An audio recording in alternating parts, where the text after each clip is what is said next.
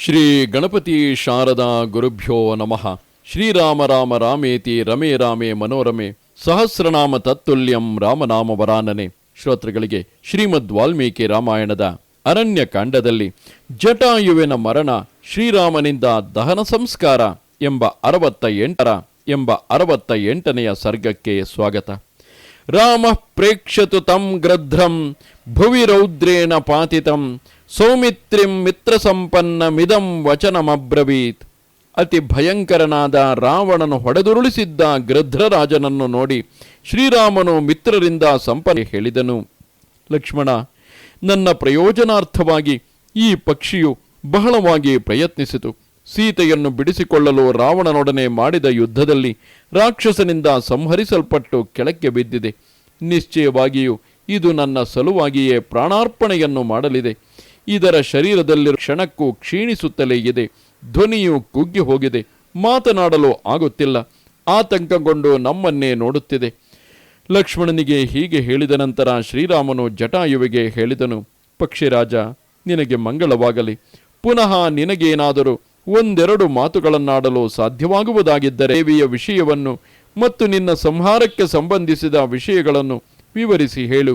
ರಾವಣನು ಯಾವ ಕಾರಣದಿಂದ ವಿಶ್ವವಂದ್ಯಳಾದ ಸೀತೆಯನ್ನು ಅಪಹರಿಸಿಕೊಂಡು ಹೋದನು? ನಾನು ಮಾಡಿರುವ ಯಾವ ಅಪರಾಧವನ್ನು ಕಂಡು ರಾವಣನು ನನ್ನ ಪ್ರಿಯತಮೆಯನ್ನು ನನ್ನನ್ನು ಶಿಕ್ಷಿಸುವ ಸಲುವಾಗಿ ಅಪಹರಿಸಿದನು? ರಾವಣನು ನನ್ನ ಪ್ರೇಯಸಿಯನ್ನು ಸೆಳೆದೊಯ್ಯುತ್ತಿದ್ದಾಗ ಚಂದ್ರ ಸದೃಶವಾದ ಮತ್ತು ನಯನ ಮನೋಹರವಾದ ಸೀತೆಯ ಮುಖಬಿಂಬವು ಹೇಗಿದ್ದಿತು? ಪಕ್ಷಿ ಶ್ರೇಷ್ಠನೇ, ಆ ಸಮಯದಲ್ಲಿ ಸೀತೆಯು ನಿನಗೆ ಏನೆಂದು ಹೇಳಿದಳು? ಅವನೊಡನೆ ಯುದ್ಧ ಮಾಡಿದೆನೆಂದು ನೀನು ಹೇಳಿದೆಯಲ್ಲವೇ? ಅವನ ಪರಾಕ್ರಮವುದು, ಅವನು ಹೇಗಿದ್ದನು, ಅವನ ಕರ್ಮವೇನು, ಅವನ ವಾಸಸ್ಥಳವಾವುದು, ಈ ಎಲ್ಲ ವಿಷಯಗಳನ್ನು ವಿಶದವಾಗಿ ಹೇಳು. ದೀನಾತ್ಮನಾದ ಜಟಾಯುವು ಅನಾಥನಂತೆ ಅಳುತ್ತಿದ್ದ ಶ್ರೀರಾಮನನ್ನು ನೋಡಿದನು. ಅವನ ಧ್ವನಿಯು ಕುಗ್ಗಿ ಹೋಗಿದ್ದಿತು. ಅವನಿಗೆ ಮಾತನಾಡಲು ಕಷ್ಟವಾಗಿದ್ದಿತು.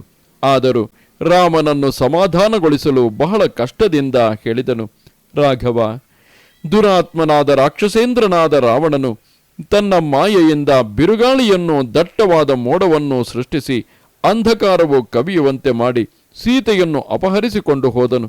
ಸೀತೆಯನ್ನು ಬಿಡಿಸಿಕೊಳ್ಳುವ ಸಲುವಾಗಿ ಅವನನ್ನು ತಡೆದು ನಿಲ್ಲಿಸಿ ಬಹಳ ಹೊತ್ತಿನವರೆಗೂ ಅವನೊಡನೆ ಯುದ್ಧ ಮಾಡಿದೆನು. ಆದರೆ ಅದರಿಂದ ನಾನು ಬಹಳ ಆಯಾಸಗೊಂಡೆನು. ಅದನ್ನು ಗಮನಿಸಿದ ರಾವಣನು ನನ್ನ 2 ರೆಕ್ಕೆಗಳನ್ನು ಕತ್ತರಿಸಿ ವೈದೇಹಿಯನ್ನು ಅಪಹರಿಸಿಕೊಂಡು ದಕ್ಷಿಣ ದಿಕ್ಕಿನ ಕಡೆಗೆ ಹೊರಟು ಹೋದನು. ನನ್ನ ಊರ್ಧ್ವಮುಖಂತೆ ನನ್ನನ್ನು ತಡೆಯುತ್ತಿವೆ. ಕಣ್ಣುಗಳು ತಿರುಗುತ್ತಿವೆ. ಲಾಮಂಚದ ಬೇರುಗಳಿಂದ ಮಾಡಿದ ತಲೆಕೂದಲುಗಳನ್ನು ಹೊಂದಿರುವ ಸುವರ್ಣಮಯವಾದ ವೃಕ್ಷಗಳನ್ನು ನೋಡುತ್ತಿದ್ದೇನೆ. ಅಂದರೆ ನನಗೆ ಮರಣವು ಸನ್ನಿಹಿತವಾಗಿದೆ ಎಂದು ಅರ್ಥ. ರಾವಣನು ಸೀತೆಯನ್ನು ಅಪಹರಿಸಿಕೊಂಡು ಹೋದ ಮುಹೂರ್ತವು ನಿನಗೆ ಲಾಭದಾಯಕವಾಗಲಿದೆ. ಆ ಮುಹೂರ್ತದಲ್ಲಿ ಅಪಹರಿಸಲ್ಪಟ್ಟ ಐಶ್ವರ್ಯವು ಅದರ ಸ್ವಾಮಿಗೆ ಹಿಂದಿರುಗಿ ಬರುತ್ತದೆ.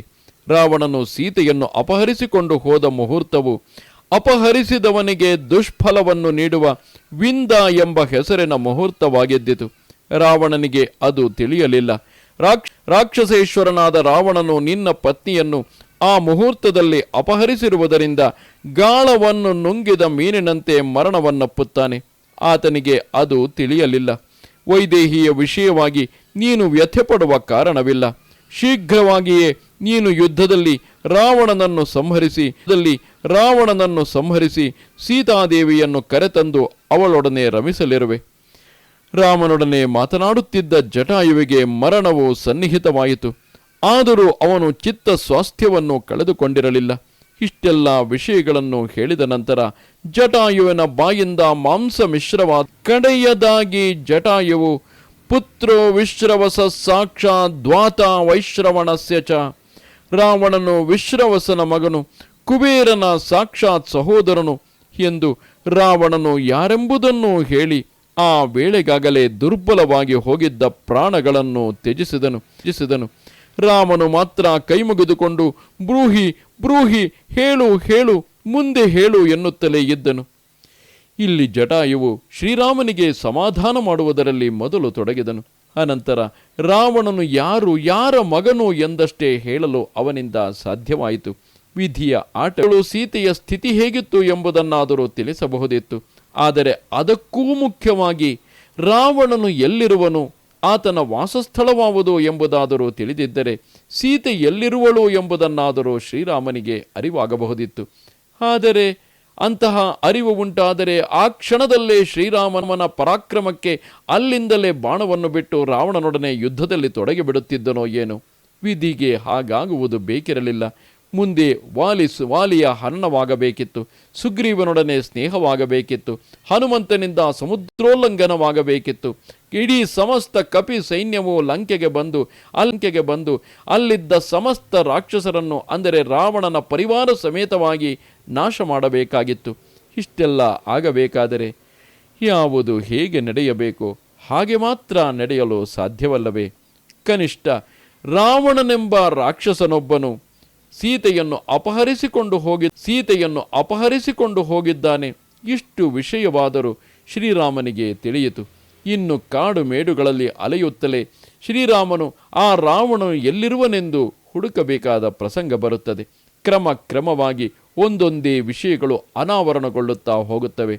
ನಮ್ಮ ಜೀವನದಲ್ಲೂ ಕಷ್ಟವು ಎದುರಾದಾಗ ಮೊದಲು ಸಮಾಧಾನವನ್ನು ತಂದುಕೊಂಡು ಚಿತ್ತದಲ್ಲಿ ನಿಶ್ಚಲವಾಗಿರಲು ಪ್ರಯತ್ನಿಸಬೇಕು.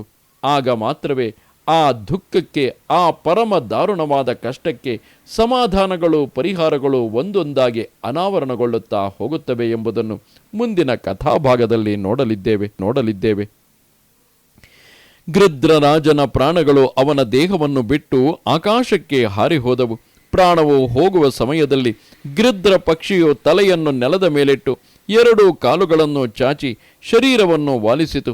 ಪ್ರಾಣಗಳು ಹಾರಿಹೋದೊಡನೆಯೇ ಶರೀರವು ನೆಲದ ಮೇಲೆ ಬಿದ್ದಿತು.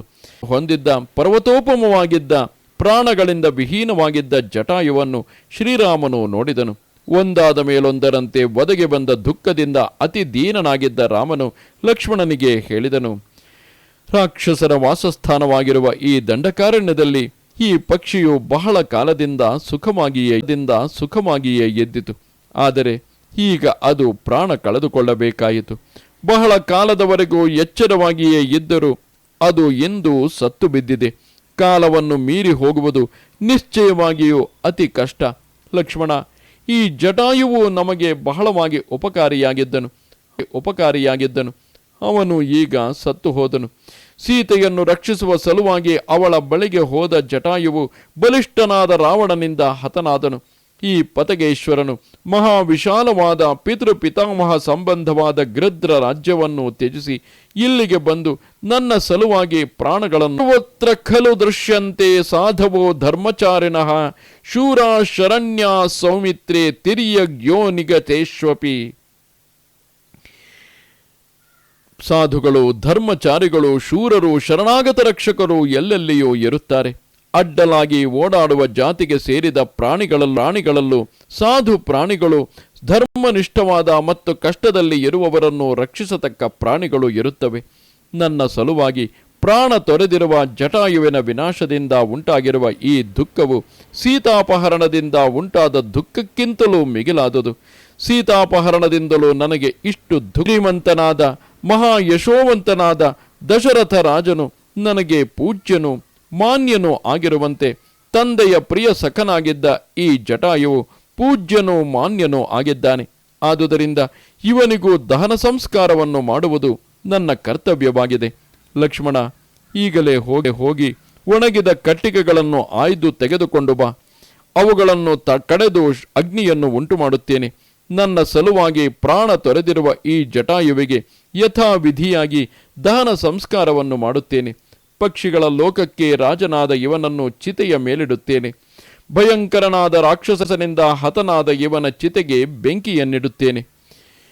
ಶ್ರೀರಾಮನು ಹೀಗೆ ಹೇಳುತ್ತಲೇ ಲಕ್ಷ್ಮಣನು ಒಣಗಿದ ಕಟ್ಟಿಗೆಗಳಿಂದ ಚಿತೆಯನ್ನು ಸಿದ್ಧಗೊಳಿಸಿದನು.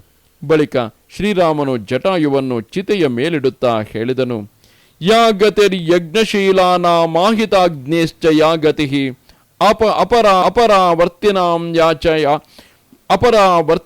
ಯಾಚ ಭೂಮಿ ಪ್ರದಾಯಿನಾಂ ಮಯಾ ತ್ವಂ ಸಮನುಜ್ಞಾತೋ ಗಚ್ಚ ಲೋಕಾನನುತ್ತಮಾನ್ ಗೃಧ್ರರಾಜ ಮಹಾಸತ್ವ ಸಂಸ್ಕೃತಶ್ಚ ಮಯಾವ್ರಜ. ಗೃಧ್ರರಾಜನೇ, ಮಹಾಸತ್ವನೇ, ನನ್ನಿಂದ ಸಂಸ್ಕರಿಸಲ್ಪಡುವ ನೀನು ನನ್ನ ಅಭಿಮತದಂತೆ ಉತ್ತಮೋತ್ತಮವಾದ ಲೋಕಗಳಿಗೆ ಹೋಗು. ಯಜ್ಞಶೀಲರಿಗೆ ಪ್ರಾಪ್ತವಾಗುವ ಪರಮ ಗತಿಯು ನಿನಗೂ ಲಭಿಸಲಿ. ಅಹಿತಾಜ್ಞೆಗಳಿಗೆ ಲಭಿಸುವ ಪರಮಾಶ್ರಯವೂ ಲಭಿಸಲಿ. ಧರ್ಮ ಯುದ್ಧದಲ್ಲಿ ಯುದ್ಧದಿಂದ ಹಿಂದಿರುಗದವರಿಗೆ ಪ್ರಾಪ್ತವಾಗುವ ಉತ್ತಮ ಗತಿಯು ನಿನಗೂ ಲಭಿಸಲಿ. ಭೂದಾನ ಮಾಡುವವರಿಗೆ ಸಿಕ್ಕುವ ಉತ್ತಮ ಗತಿಯು ಲಭಿಸಲಿ. ಹೀಗೆ ಹೇಳಿ ಶ್ರೀರಾಮನು ಪಕ್ಷಿರಾಜನನ್ನು ಉರಿಯುತ್ತಿದ್ದ ಚಿತೆಯ ಮೇಲಿರಿಸಿ ಒಬ್ಬ ಆಪ್ತ ಬಂಧುವನ್ನು ಕಳೆದುಕೊಂಡಂತೆ ಬಹಳ ದುಃಖದಿಂದ ದಹನ ಕ್ರಿಯೆಯನ್ನು ಪೂರೈಸಿದನು. ಬಳಿಕ ಶ್ರೀರಾಮನು ಲಕ್ಷ್ಮಣನೊಡನೆ ಜಟಾಯುವಿನ ಸಲುವಾಗಿ ದೊಡ್ಡ ದೊಡ್ಡ ಮೃಗಗಳನ್ನು ಸಂಹರಿಸಿ ತಂದನು.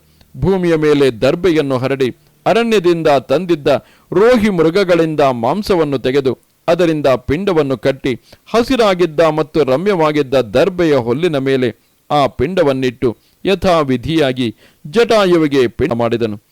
ಸತ್ತ ನಂತರ ಪ್ರೇತನಾಗುವ ಮನುಷ್ಯನು ಆ ಅವಸ್ಥೆಯನ್ನು ಕಳೆದುಕೊಂಡು ಸ್ವರ್ಗಕ್ಕೆ ಹೋಗಲು ಬ್ರಾಹ್ಮಣರು ಯಾವ ಪಿತೃಮೇಧ ಮಂತ್ರಗಳನ್ನು ಜಪಿಸುವರೋ ಅದೇ ಮಂತ್ರಗಳನ್ನೇ ಶ್ರೀರಾಮನು ಜಟಾಯುವಿನ ಸ್ವರ್ಗ ಪ್ರಾಪ್ತಿಗಾಗಿ ಜಪಿಸಿದನು. ದಹನ ಕ್ರಿಯೆ ಮತ್ತು ಪಿಂಡ ಪ್ರದಾನಗಳಾದ ನಂತರ ರಾಮ ಲಕ್ಷ್ಮಣ ಗೋದಾವರಿ ನದಿಗೆ ಹೋಗಿ ಗೃಧ್ರ ರಾಜನಿಗೆ ಜಲತರ್ಪಣವನ್ನಿತ್ತರು. ರಾಮ ಲಕ್ಷ್ಮಣರು ಜಟಾಯುವಿನ ಸಲುವಾಗಿ ಗೋದಾವರಿ ತೀರ್ಥದಲ್ಲಿ ಸ್ನಾನ ಮಾಡಿ ಶಾಸ್ತ್ರ ವಿಧಿಗೆ ಅನುಸಾರವಾಗಿ ತರ್ಪಣವನ್ನಿತ್ತರು. ಗೃಧ್ರ ರಾಜನಾದ ಜಟಾಯುವು ಯಶಸ್ಕರವಾದ ಅತ್ಯಂತ ಕಷ್ಟಸಾಧ್ಯವಾದ ಸಾಹಸ ಕರ್ಮವನ್ನು ಮಾಡಲು ಹೋಗಿ ಯುದ್ಧದಲ್ಲಿ ರಾವಣನಿಂದ ಹತನಾದನು. ಅದರ ಫಲವಾಗಿ ಪಕ್ಷಿರಾಜನು ಮಹರ್ಷಿ ಸದೃಶನಾದ ಶ್ರೀರಾಮನಿಂದ ಸಂಸ್ಕೃತನಾಗಿ ಶುಭದಾಯಕವಾದ ಸದ್ಗತಿಯನ್ನು ಪಡೆದನು. ಯಾವ ಶ್ರೀರಾಮನಿಗೆ ಜನ್ಮವನ್ನಿತ್ತು ಆತನನ್ನು ಪ್ರಾಣಕ್ಕಿಂತಲೂ ತಂದೆಯಾದ ದಶರಥನಿಗೆ ಯಾವ ಸಂಸ್ಕಾರವು ಶ್ರೀರಾಮನ ಹಸ್ತಗಳಿಂದ ದೊರೆಯಲಿಲ್ಲವೋ ಅಂತಹ ಅದ್ಭುತವಾದಂತಹ ಸಂಸ್ಕಾರವು ಪಕ್ಷಿ ಶ್ರೇಷ್ಠನಾದಂತಹ ಜಟಾಯುವು ತಾನು ಸೀತೆಯನ್ನು ಉಳಿಸುವ ಸಲುವಾಗಿ ಹೋರಾಡಿ ರಾವಣನಿಂದ ಪ್ರಾಣಗಳನ್ನು ಕಳೆದುಕೊಂಡು ಅಂತಿಮವಾಗಿ ಶ್ರೀರಾಮನಿಂದಲೇ ದೇವಿಯನ್ನು ಹೊಂದಿದನು. ರಾಮ ಲಕ್ಷ್ಮಣರು ಪಕ್ಷಿ ಶ್ರೇಷ್ಠನಿಗೆ ಜಲತರ್ಪಣವನ್ನಿತ್ತು ಅವನ ಮಾತಿನಲ್ಲಿ ವಿಶ್ವಾಸವನ್ನಿಟ್ಟು ಅಲ್ಲಿಂದ ಹೊರಟರು.